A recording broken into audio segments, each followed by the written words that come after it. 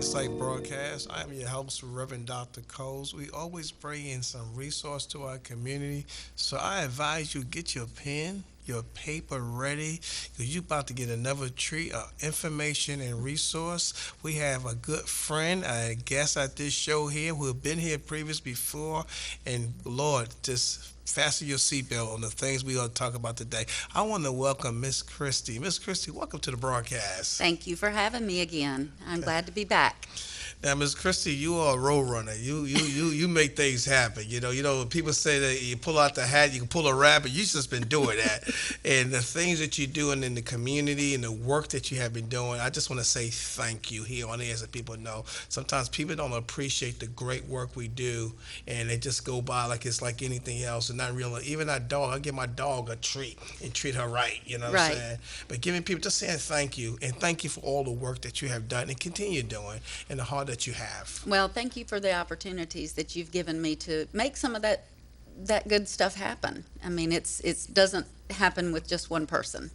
Well, you're more than welcome. It's amazing how God gives us our gifts to share for His ministry. Ain't that something? Yes, We're here sir. to work what He gave us to work it, not Yes, to take it sir. back home. That's right. But Use our talents. use our talents. There you go. Don't take it back home. Right. So, Miss Christie, please tell us what are you working with now? What's the question? So, the newest thing that is on my plate now is bringing a group to Greenville that is under the umbrella of Hope is Alive. We have a sober living house here in Greenville, Hope is Alive, and what I have brought with your help is Finding Hope, which is a ministry that helps support family members of loved ones in active addiction. And it is, unlike Al Anon, it is a faith based group for family members or friends of loved ones that are struggling with addiction. And those loved ones might be sober currently, but it is helping people learn how to navigate those waters of addiction and remove that stigma of addiction. When you said faith-based, a lot of times you hear people. I was at a meeting the other day. We talked about different things, mental health. Just throw that one out. That's one part of the meetings. It's so important to have people praying in the faith base is so important. We can't even lose weight, Miss Christie, without praying and seeking for Right. prayer to help us and give us the strength. But when you say that faith base, that means a whole lot. That means that you're putting God in front of this whole thing. You're not trying to do it yourself. Right. And I don't think that anybody's going to be able to get through any obstacle without putting God first. I don't think that that's a possibility. I think that's where we meet a lot of our head against the wall moments where we are not going to get forward. We put God first and we start seeing progress. And that's definitely is the beginning. And to speak about people you're working with, those come to kind of explain a little bit about the program Finding Hope. Okay, so Finding Hope was born in 2015, and it actually happened as a result of parents losing their 31-year-old son who had battled addiction. And they just knew that there had to be some way that they could minister to other parents who were going through the same thing.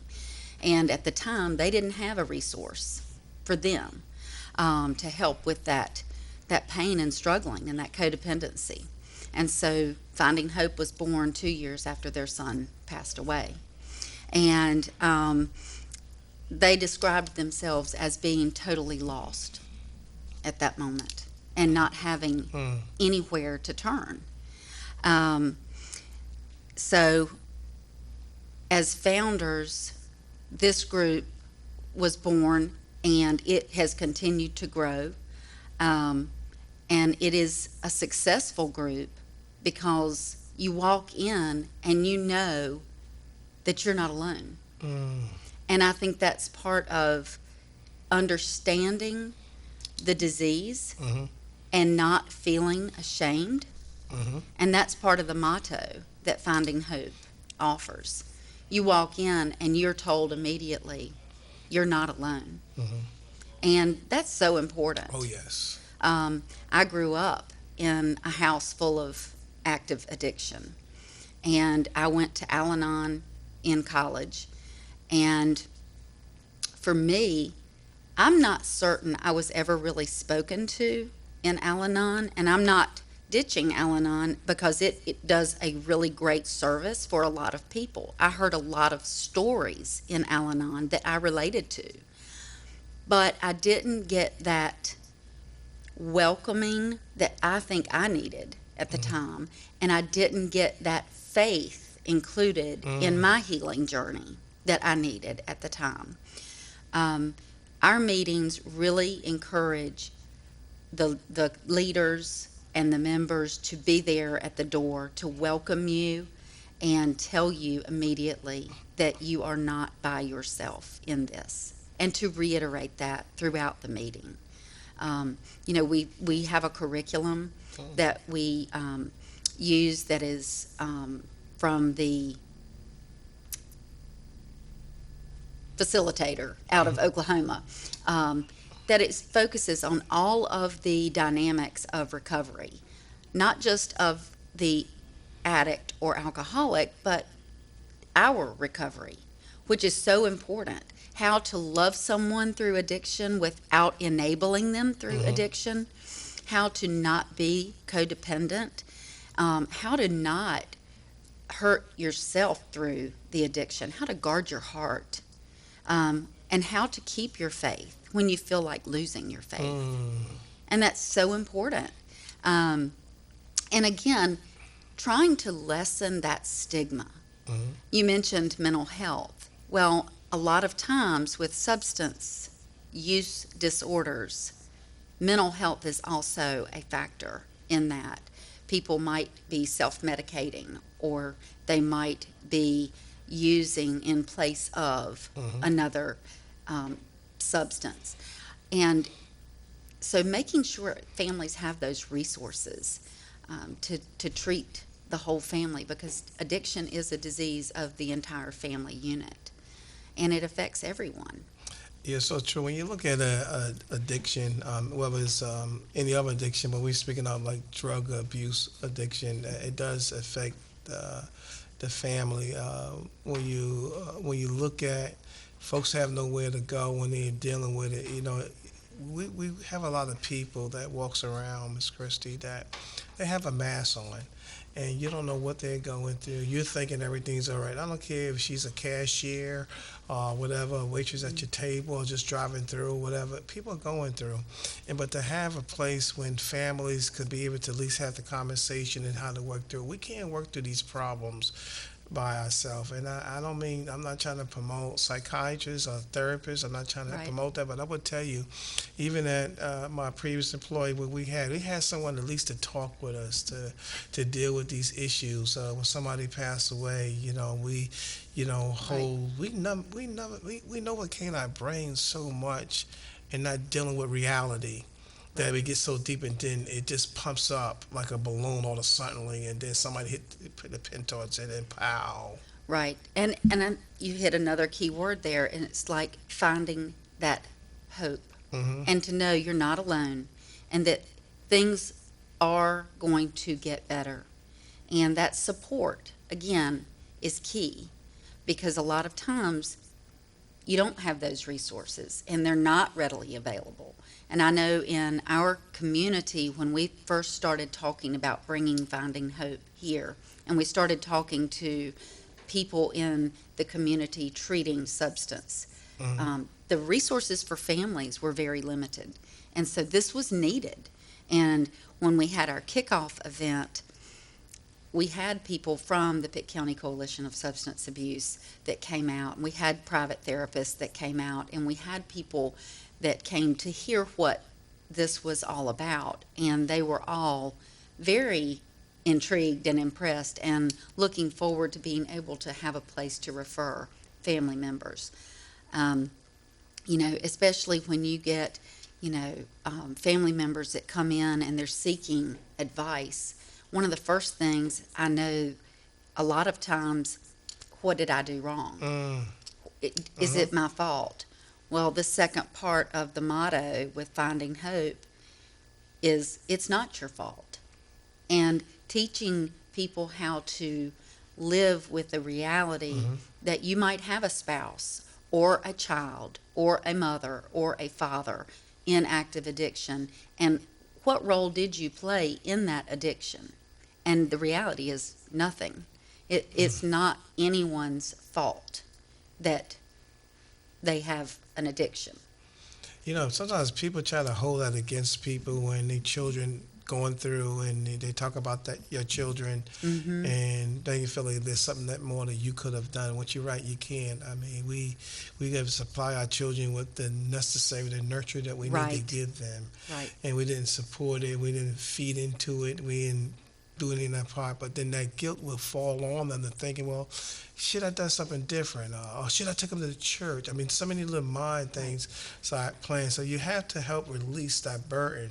Right. And I kind of see what you're speaking about. Finding hope is where they can release that burden, have those conversations, how to get back on track. But I will say I'm a father, and I can never be a mother ever because that's not going to ever happen. I'm not sure you want to. Yeah, but I will say this, for mothers, y'all deal with so much. I mean, I thank all the mothers and take care of your mother. Those who listen to this broadcast, make sure you take care of your mother and tell her how much you love her.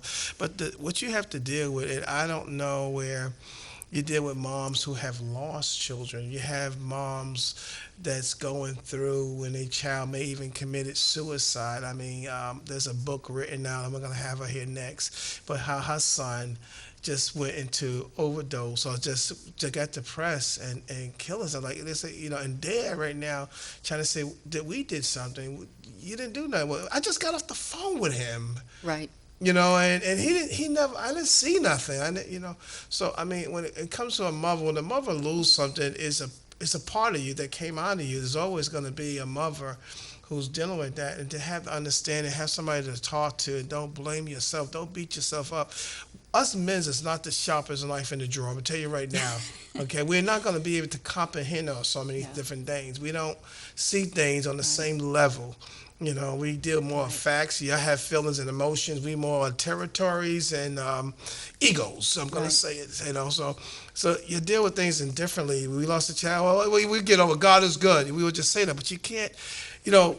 People would start to blame God for tragedies happening in their life. You say, God, if I did this, I done this right, paid my tithes, I was a missionary, and you start blaming, but it's got nothing to do with God. Right. It's like with that timing, and God knows it all. So you said having the faith and praying and seeking Him through that, we need that.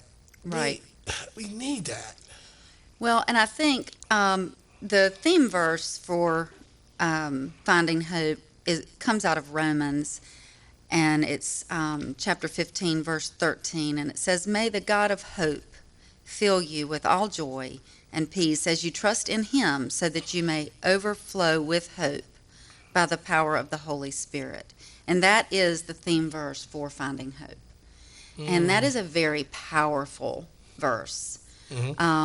And I think if we really reflect on that, that's really all we need to do, is we keep going back to that promise and think about where we would be without that.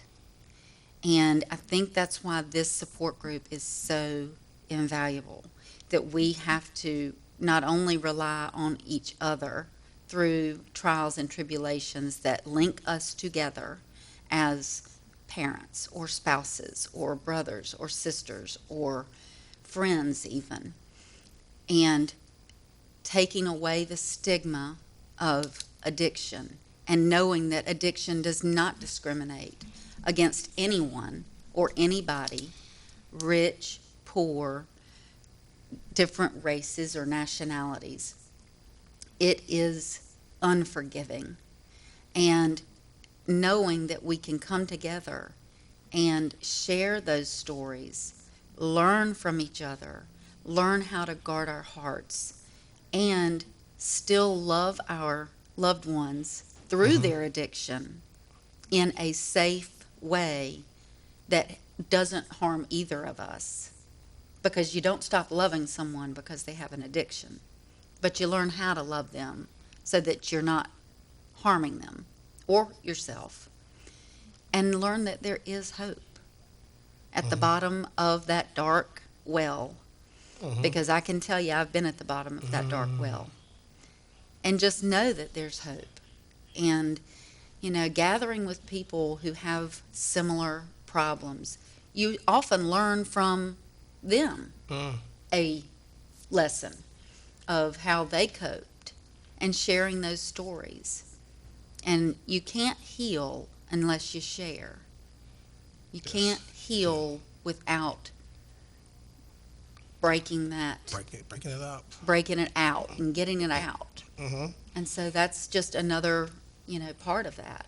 Yeah. I would share. I know for those listening to this broadcast, I'm quite sure that some of y'all may be dealing with those same situation. You're thinking that you don't have hope. You figure that you have done everything. You're putting the blame on you. What had I done wrong? And sometimes we keep on holding this, and it's like novocaine our brains on issues that goes on, and it gonna eventually stress is the number one killer that kills people. They end up catching strokes and of issues that they're dealing with. I ain't no doctor. No, let me tell you. I'm just saying this is what statistics say. So don't say what I said. I'm just saying what's in the statistics. But I will share with you, finding hope is an area. And for you to kind of say, hey, I need to go to a place just to have the conversation. And I'm going to ask the question, which I do know, is all confidential. It's not like you're going to be no newspapers, no videos, not recorded, none of that stuff there. But it's all, I'm quite sure, but, and I do know that it's all closed in. You're dealing with something, and there's a place for you to have those conversations. As Ms. Christie said, we have to break through this thing. You got to break this thing out of us to have the conversation. And the key is not just breaking yourself out of it, it's helping somebody else get out of it.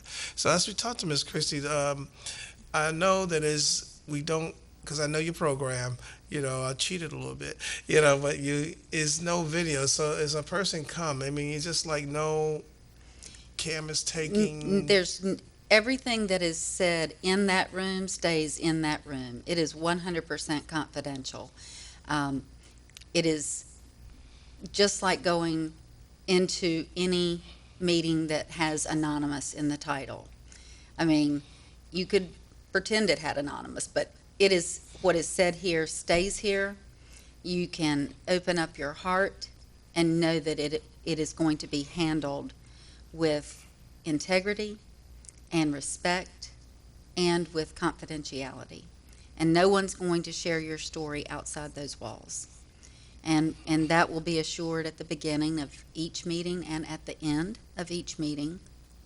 And our hope as a facilitator, myself and Keith Letchworth is the other facilitator. Our hope is that whether we have a group discussion with a curriculum, a lesson on whether it be codependency or guarding your heart or whatever the lesson might be, or whether we have a speaker come in from the community that might talk on a certain subject, is that you will take away from that meeting something that you can use in your daily life that will help to start growing your foundation of hope and your ability to start seeing light at the end of the tunnel. And just know that the addiction that your loved one has doesn't have to control your life. Because very often it does. When you live with someone or love someone that has an addiction, we walk on eggshells. We don't talk, don't tell. We worry about who is looking and talking about that person, and we start covering up for them and protecting them, and it controls us. And that's not a good way to live. Like you said, it's very stressful, and it's very much a life-altering lifestyle. When you have to change everything you do around the addiction itself. But so our hope is that we can teach another way to live. Wow. And here's the key questions what most people want to find out is, Okay. well, where is the programs and what is the fee to be a part of this program? Okay. There's no fee. It's 100% free. Thank you. Yeah. And you can find us at the Taft Christian Life Center at Jarvis United Methodist Church. And we meet on the second and fourth Monday of the month at 6:30. Okay. And so and that's located right on Green and Dixon, right across from the police facility. Right across downtown. from the police 5 department. points. Yep. 4 points or 5 points. So I got a However point. many points. But yeah, in the Taft Christian Life Center, there's refreshments every time, Okay.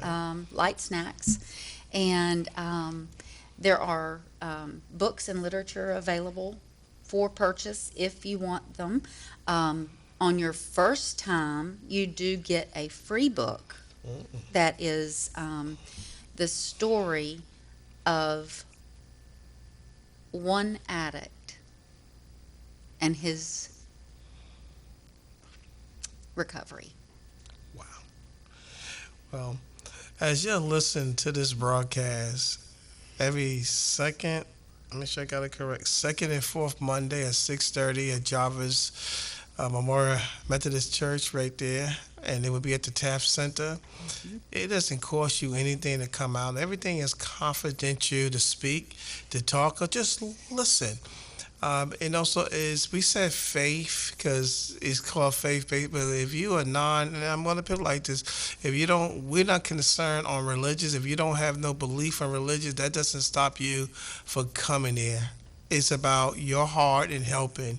And I know that a lot of us going through so much, maybe dealing with these addictions in our family. It changed your whole house. And as Miss Chrissy said, as a true story, I'm going to be real brief with it. There was a family, his whole house was changed because they gave him some painkillers, and it continued. He kept on taking it to get the pain. And he lost his shop, he lost his family, and at the very end, he lost his life. So the key thing is, let's have the conversation. And I try to promote more of healthy food than taking medicine, because I believe medicine helps one day, but destroy 12 other things in your body. Let's try to get to the basic. Ms. Christie, we have about another minute left on the broadcast. Anything you'd like to add before we shut it down? Just our next meeting is October 9th, which is next Monday, and I will be there at the door. And if there's any questions, you can reach me at 252-341-9356. Ms. Christie, we thank you so much for being on the broadcast. We thank you on your leadership, you and Mr. Keith, and with the big training you have to go just to have that. We thank for Hope is Alive, which is part of finding hope. And listen, there's hope right in front of you. We'll see you as the next broadcast. Please come to the Jarvis Church. God bless.